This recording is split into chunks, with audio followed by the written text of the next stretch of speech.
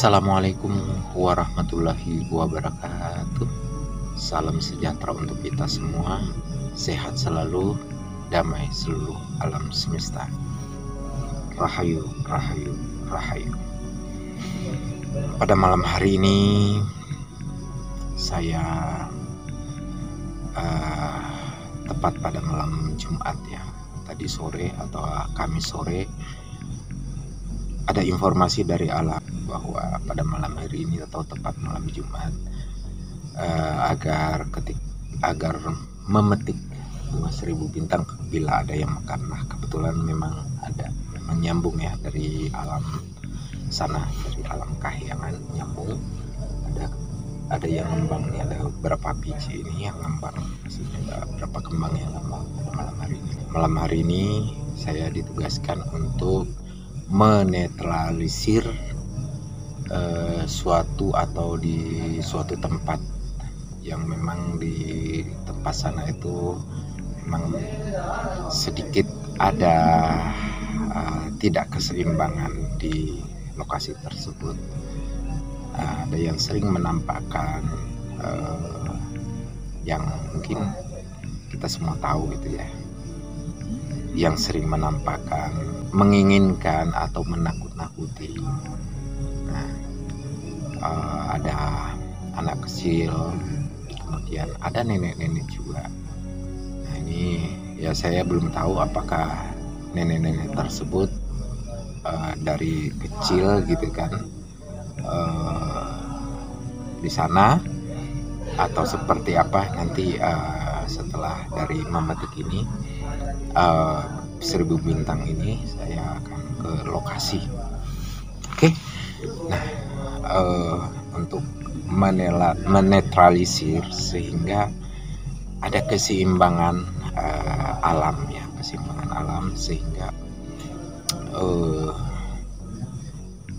dari negatif menjadi positif. Jadi ada keseimbangan negatif positif sehingga alamnya selaras di sekitar tersebut. Jadi supaya tidak ada yang mengganggu lagi, baik seorang anak kecil menampakkan diri maupun nenek-nenek ya yang sering menampakkan diri di masyarakat tertentu, dalam tanda kutip siapa yang lewat.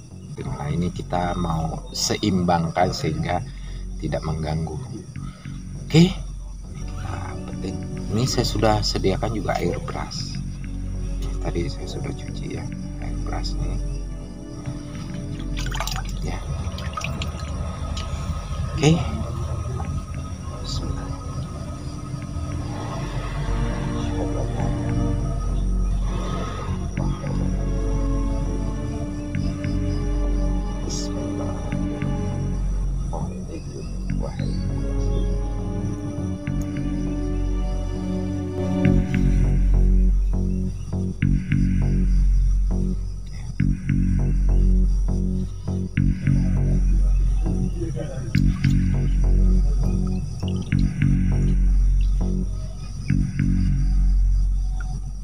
Dalam sini ya.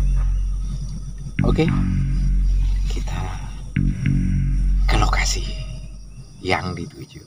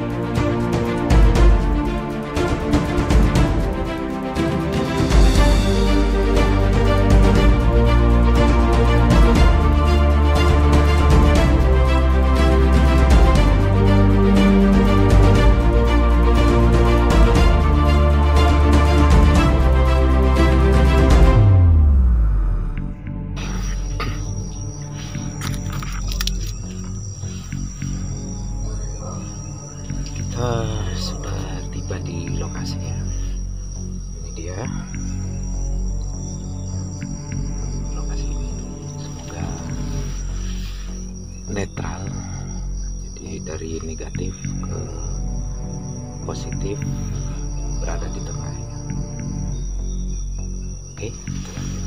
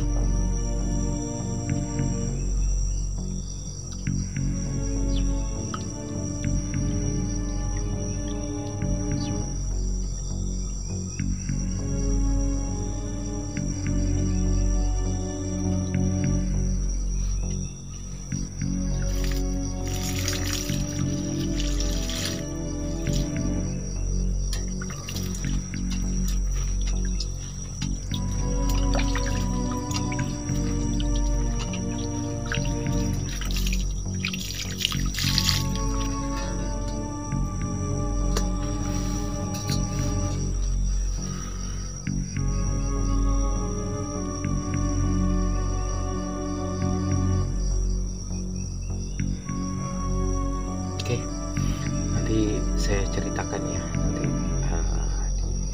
sebelah sana ya,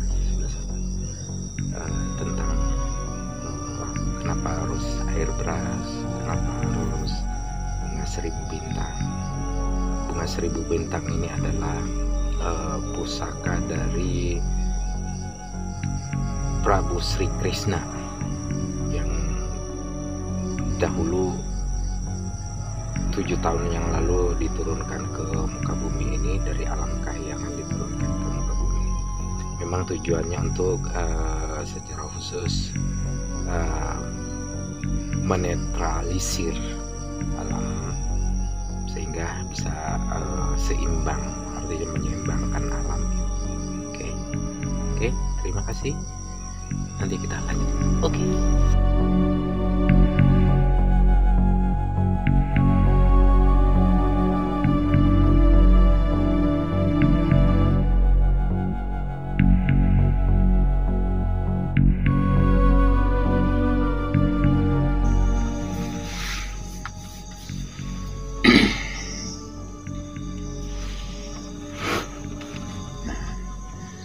Kita sudah berada di lapangan, yaitu di lokasi ya. Setelah menempuh perjalanan berapa menit kira-kira. Nah, jadi informasinya yang saya dapatkan dari warga sekitar sini bahwa memang ada sosok anak kecil sering menampakkan diri. Selain dari itu juga ada sosok nenek-nenek. Sosok nenek. Tengokku dulu.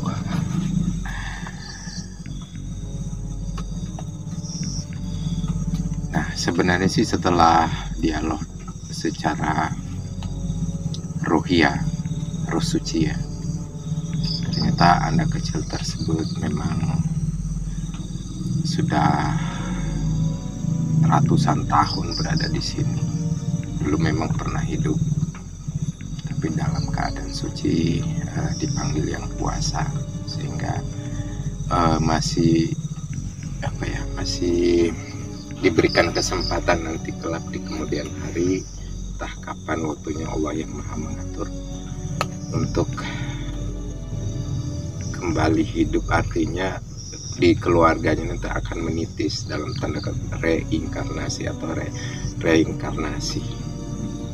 Nah, itu orang sekitar sini juga sih nanti menunggu secara ininya kapan. Terus memang sering menunjukkan keberadaannya, itu menunjukkan menampakkan diri itu untuk supaya diketahui oleh warga sekitar bahwa ada, beliau ada, makhluk Allah itu ada. Jadi dulu manusia, terus kemudian dipanggil, artinya meninggal ya, kemudian dipanggil yang puasa, masih dalam keadaan bersih, jadi turun lagi. Kemudian yang nenek-nenek tadi itu memang orang sini juga sudah ratusan tahun juga yang lalu pernah hidup di sini, di sekitar sini. Jadi penguasa wilayah sinilah, penguasa wilayah sini, sehingga siapa-siapa yang istilahnya itu orang yang datang itu dia akan datang yang baru, kemudian dia akan melihat-lihat situasi dan kondisi kalau ada. Udahlah, diam aja ya, oke? Diam aja situ, liatin aja. Ini juga atas permintaan dari alam kahyangan yang saya di sini, jadi tidak mengganggu sahabatku semua yang tidak terlihat ya. Oke, sip. Nah, tujuannya memang untuk meluruskan pemahaman masyarakat bahwa banyak makhluk-makhluk Allah, baik dari manusia yang dahulunya pernah hidup kemudian meninggal, masih ada di bumi, artinya rohnya ya, roh sucinya, atau bahkan juga ada masih terjebak di alam dunia, jiwanya belum sampai ke alam sana. Kemudian yang nenek-nenek tadi itu memang kalau ada orang baru, dia akan melihat orang ini siapa, jadi akan memperkenalkan dirinya di orang-orang tersebut. Tapi ada yang bisa melihat, ada yang tidak, jadi hanya orang-orang tertentu yang dipilih. Jadi tidak mengganggu sebenarnya, dia hanya menunjukkan keberadaannya gitu ya, sama kayak tadi barusan menunjukkan keberadaannya. Nah, jadi kalau di pohon bambu yang sebelah sana itu memang ada itu tinggi besar hitam, orang menyebutnya, seringkali menyebutnya genderuwo, tapi juga tidak ada masalah, itu hanya menunggu wilayah sekitar sini. Dan itu sudah komunikasi juga, sudah 1000 lebih. Ya, sabar.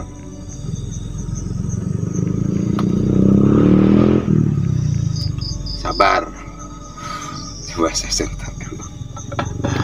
Nah, apa ya, sabar, saya lagi bicara dulu. Ini untuk atas permintaan alam ya, saya di sini itu atas permintaan alam untuk menetralisir keadaan dan situasi ya.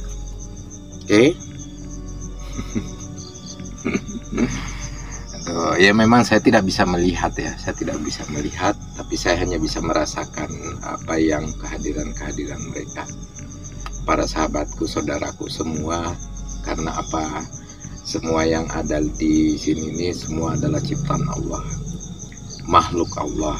Memang ada yang bisa terlihat, ada yang tidak terlihat. Jadi untuk itu saya sudah melaksanakan tugas saya dari alam, yaitu menebarkan kasih sayang melalui bunga 1000 bintang yang tadi itu sudah saya sebarkan dan taburkan bersama air cucian beras. Nah, itu untuk menetralisir energi negatif, sehingga bisa kembali positif, karena harus seimbang antara negatif dan positif, harus seimbang dan akhirnya selaras. Jadi tidak ada yang dominan, saling di sini saling tolong menolong sesuai dunianya masing-masing. Dunia sana, dunia yang tidak terlihat oleh kasat mata oleh manusia, dan dunia kita manusia. Nah, itu harus selaras ya, saling menjaga, karena kita itu sama-sama makhluk Allah, ciptaan Allah.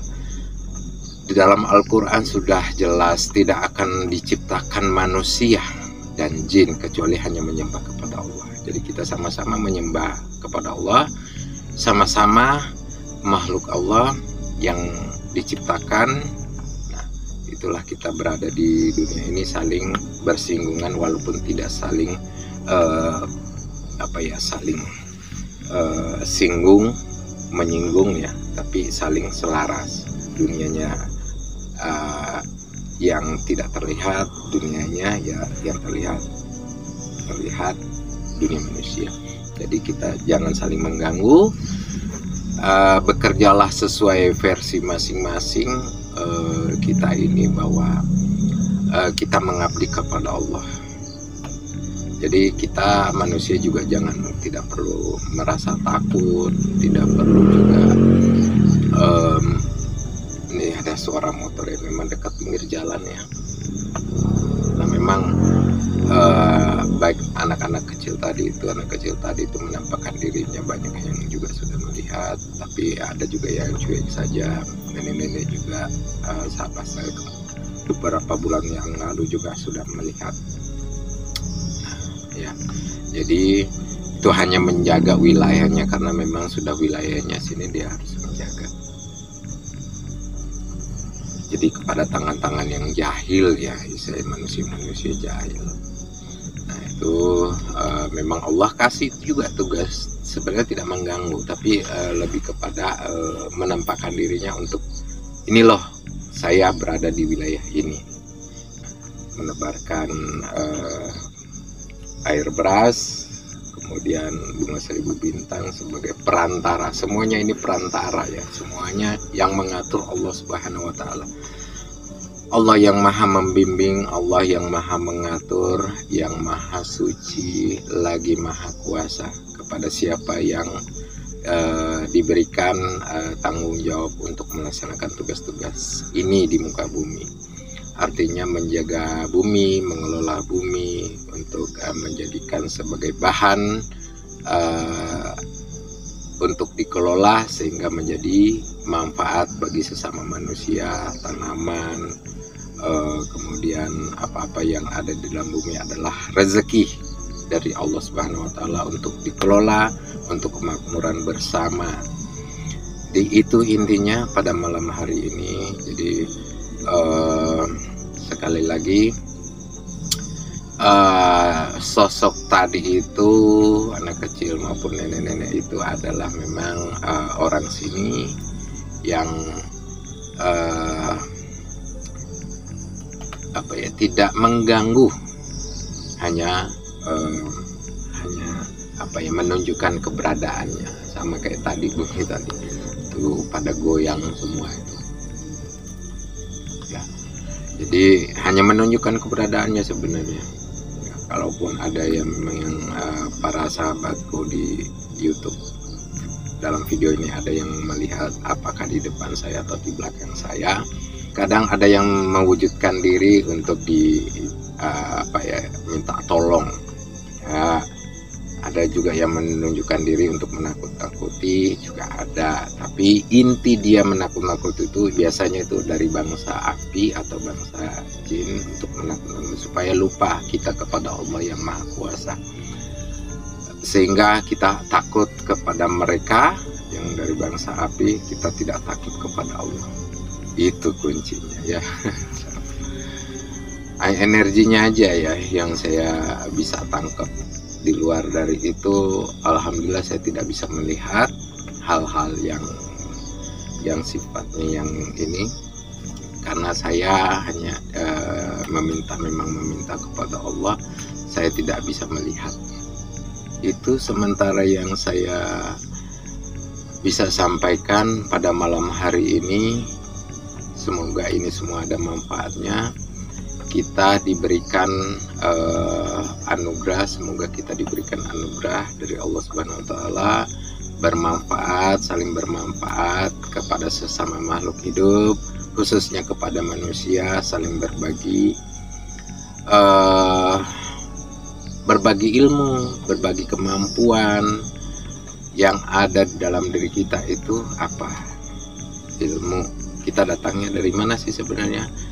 Dari Allah, dilahirkan ke bumi ini atau dunia ini untuk dari kecil, kemudian anak-anak, kemudian remaja, dewasa, sampai tua, pada akhirnya menunggu waktunya akan kembali lagi kepada Allah di tempatnya masing-masing nanti kelak di kemudian hari, di mana kita ditempatkan, di alam mana, atau disebutnya itu di langit mana.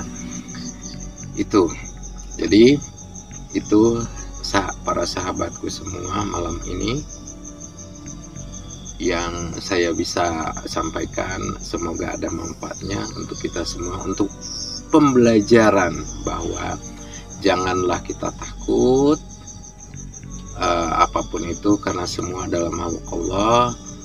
Allah menunjukkan atau memberikan ilmunya kepada siapapun untuk tujuan bahwa betapa besar maha agungnya Allah, maha sucinya Allah, bahwa itu semua diayomi kasih sayang Allah yang maha pengasih lagi maha penyayang. Allah merangkul semua, mau itu bentuknya negatif, mau itu bentuknya positif, karena semua adalah makhluk Allah. Sudah Allah ciptakan, kemudian bertugas sesuai fungsinya masing-masing. Jadi tidak ada yang melampaui. Nah, kecuali manusia, banyak yang saat ini sudah melampaui batas daripada ketentuan Allah, yang menganggap dirinya hebat, menganggap dirinya sakti dan segala macamnya, bisa menangkap energi-energi yang negatif, bahkan bisa maaf kata nih, memanggil para leluhur seenak jidatnya, maaf kata ini, seenak jidatnya bisa. Emang pertanyaannya, emang siapa kita ini? Bisa manggil-manggil para malaikat, bisa manggil-manggil para jin dan segala macamnya, ya kan? Ya, Bunda Ratu bisa dimarah-marahin. Emang siapa kita? Artinya kita sudah melampaui batas yang sudah ditentukan Allah Subhanahu wa Ta'ala, yaitu tugas kita hanya melaksanakan tugas. Artinya ketika kita sudah katanya menangkap Azazil, menangkap memanggil para malaikat, kemudian diganti jiwanya diganti lagi ke ini. Emang siapa kita sebenarnya? Coba mari kita renungkan, emang kita ini siapa? Artinya kalau memang itu kita sudah melampaui batas yang sudah Allah tetapkan, ya kan? Tidak ada yang bisa, makhluk manusia atau makhluk hidup, tidak ada yang bisa menggantikan tugas-tugas Allah. Nah, yang membersihkan hati, yang membersihkan jiwa, yang memberikan rezeki, segala sesuatunya dari segala penjuru itu ya Allah. Jangan coba-coba kita melampaui batas yang sesuai aturan Allah. Tugas kita hanya melaksanakan tugas di muka bumi, mengelola bumi, menyangkul di pertanian, di sawah, kemudian menanam padi, menanam palawija, singkong untuk bahan pangan. Itulah yang menjadi rezeki. Itu sirkulasi namanya. Jadilah namanya ada sumber ekonomi. Sumber ekonomi itu ya apa yang kita makan. Apa yang kita makan ini, itulah yang menjadi sumber ekonomi. Nah, dikelola, kemudian ada hasilnya, dibawa melalui transportasi ke kota. Kota itu adalah pasar, dijual di sana, diperjualbelikan, ada hasilnya, kita belanja untuk kebutuhan apa yang kita butuhkan, nanti dibawa pulang ke rumah, yaitu rezeki. Dan itulah sumber ekonomi, adalah apa yang tumbuh di atas permukaan tanah ini, ya kan? Sayur mayur, padi, kemudian jagung, singkong, cabai, segala macamnya, itu semua yang ada, itulah sumber ekonomi. bukan perbankan, bukan. Ya kan, yang ada di bank, emang di bank itu apa sih? Duit atau disebut uang itu hanya alat tukar, sekedar alat tukar, dan itu bahan pabrik. Iya kan, bahan pabrik, dan ditentukan ada nomor serinya, itulah berlaku seluruh negara, masing-masing punya mata uangnya negara masing-masing itu. Jadi mari kita coba renungkan, jangan kita melampaui batas sudah yang menjadi ketentuan Allah yang Maha Kuasa. Ya, jangan kita mengambil bahwa kita bisa seenak memanggil siapapun, leluhur segala macam. Kalau memang itu adalah utusan Allah, dia datang dengan sendirinya menyampaikan pesan kepada kita nih. Ya, ini loh pesannya dari langit, ini loh pesannya dari yang Maha Kuasa Sang Cipta. Ini loh jalan ini seperti ini. Jadi semuanya untuk kebaikan, gitu. Tapi kalau kita sudah memanggil-manggil, memanggil para wali, para nabi, nah itu sudah tidak benar. Artinya kita sudah melampaui batas. Apa itu melampaui batas? Nah, para sahabat bisa menentukanlah apa itu yang dimaksud melampaui batas, apa yang dimaksud itu menyalahi aturan yang Allah sudah tetapkan, bahwa Allah yang Maha Kuasa, ya, yang banyak saat ini digadang-gadang Satrio Piningit atau Sang Kinasi, Sang Pinili atau Imam Mahdi, itu melaksanakan tugasnya, dan dia tidak akan pernah berani manggil-manggil siapapun, mau leluhur, mau para malaikat, tidak. Memang dia didampingi para malaikat, didampingi Eyang Semar, didampingin Eyang Hidir atau Nabi Hidir, itu.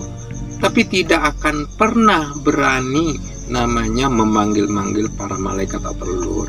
Leluhurlah yang datang kepada Sang Pinili, Sang Kinasi tersebut, Satrio Piningit itu leluhurlah yang datang itu untuk mendampingi semua kemana-kemana. Tidak pernah memanggil-manggil itu. Jadi kalau ada orang yang sudah mengungkapkan bisa memanggil-manggil itu, ya itulah artinya dia sudah melampaui batas, dia sudah angkuh, sombong. Nah, sifat sombong dan angkuh adalah sifat siapa? Adalah sifat api yang selalu berdiri. Nah, mari kita harus tahu hal itu. Oke, jadi sementara itu yang saya bisa sampaikan di malam hari ini. Semoga ini bisa bermanfaat. Salam sejahtera untuk kita semua. Rahayu, rahayu, rahayu. Assalamualaikum warahmatullahi wabarakatuh.